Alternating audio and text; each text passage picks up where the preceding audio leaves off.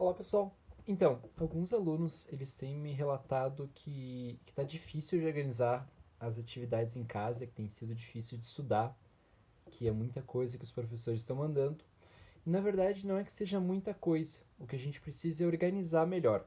Então, o que eu trouxe para vocês hoje é um pequeno vídeo dando algumas dicas que me ajudaram muito na época que eu estava na faculdade e até agora ali quando a gente teve essa mudança para essas aulas à distância, que me ajudaram a me organizar melhor e que vão ajudar vocês também a estudar melhor. Então vamos às dicas. A primeira dica, então, que eu considero a mais importante, é vocês observarem aonde que vocês estão fazendo essa atividade. Atualmente, na nossa escola, no Manfroy, a gente está utilizando três plataformas principais. A gente está usando o Google Classroom, que é uma plataforma online que, além de visualizar as atividades online, tu pode mandar também os seus trabalhos lá. A gente tem utilizado o WhatsApp, que vocês recebem as atividades e vocês podem mandar a foto da atividade para o professor. E a gente tem a última modalidade, que é a questão do material impresso que vocês pegam na escola, certo? Então, esse material impresso também vocês devolvem na escola para os professores corrigirem. Pessoal, o que é importante saber aqui é que todo o material que é postado no Classroom, que é postado no WhatsApp e que é postado, que é mandado impresso, elas são as mesmas atividades, elas são iguais, certo? Então, se você fez em uma plataforma, você não precisa fazer na outra, porque essa atividade já está feita. Então, observe bem aonde que vocês estão fazendo essa atividade para não se perder. Outra dica bem importante, a nossa segunda dica então, é organizar o material que vocês têm. Quando vocês receberem lá um material de inglês, por exemplo, que é a minha matéria, eu sempre coloco a data de publicação daquela atividade, certo? Quando que aquela atividade foi mandada. Então vejam que para cada semana vai ter uma atividade. Isso ajuda para que vocês não se percam no número de atividades, certo? Então assim, ó, se você está fazendo no material impresso, é bom que tu anote no caderno quais atividades tu já fez. Ah, digamos que a atividade lá do dia 18/6 está feita. Então eu vou anotar, 18/6 feita. Então eu não preciso voltar para essa atividade novamente.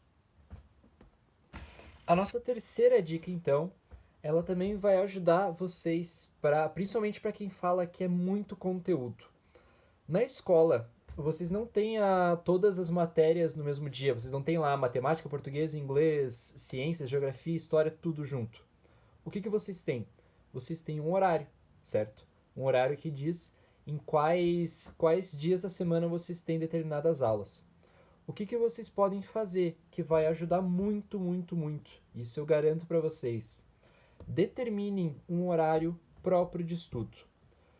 Exemplo, na segunda-feira eu vou fazer as atividades de inglês e eu vou fazer as atividades de português.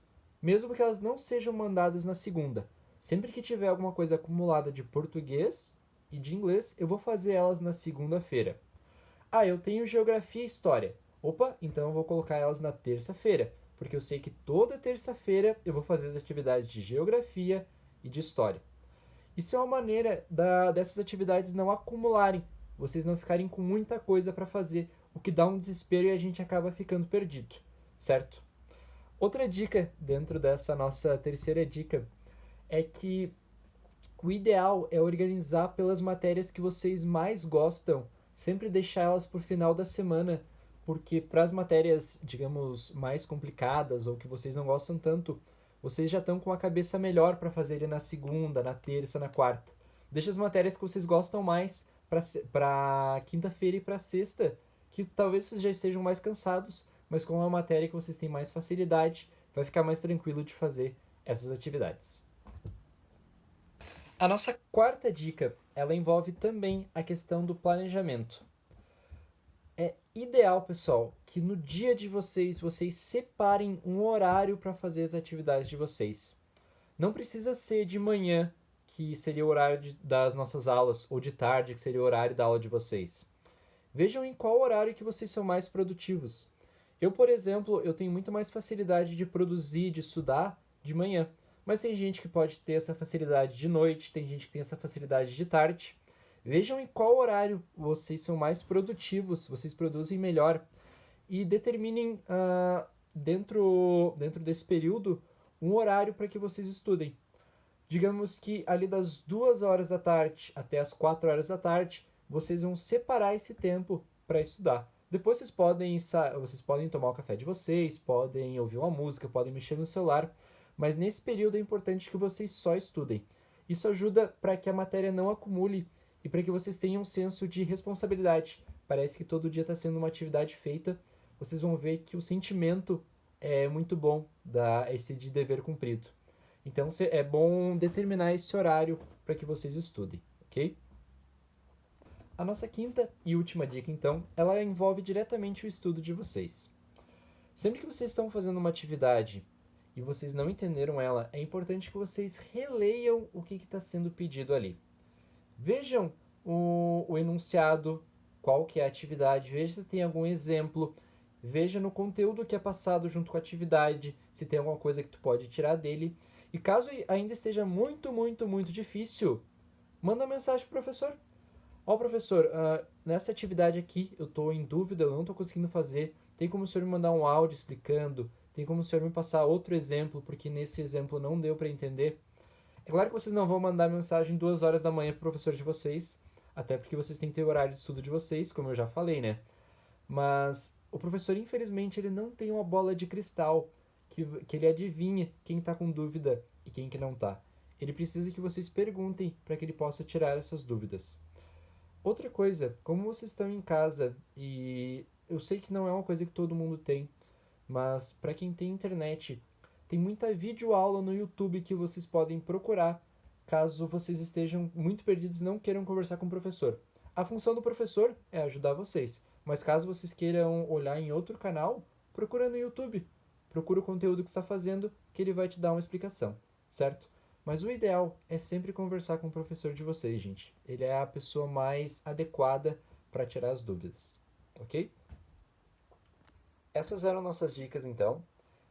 Eu espero que elas possam ajudar vocês. Eu sei que o momento não é fácil, que vocês sentem saudade dos colegas de vocês, da escola, dos professores. Eu também sinto muita saudade de vocês. Mas, infelizmente, pessoal, o nosso momento ele pede afastamento, certo? E a gente tem que lidar da melhor maneira possível com essa situação. A gente não pode deixar que isso prejudique o nosso ensino. E outra coisa, bem importante, não acreditem em tudo que vocês leem na internet. Não acredite, por exemplo, que o ano vai ser cancelado, não acredite que vocês vão ter férias, não vão ter férias, não acredite que todo mundo vai ser aprovado. Se a diretora não falou, se os professores não falaram, não é uma verdade. Se foi o colega que compartilhou, questione, pergunte para a diretora, pergunte para o professor, certo? Porque aquilo ali pode ser fake, aquilo ali pode não ser verdadeiro, ok? Se esforcem, estou aqui com vocês, se cuidem.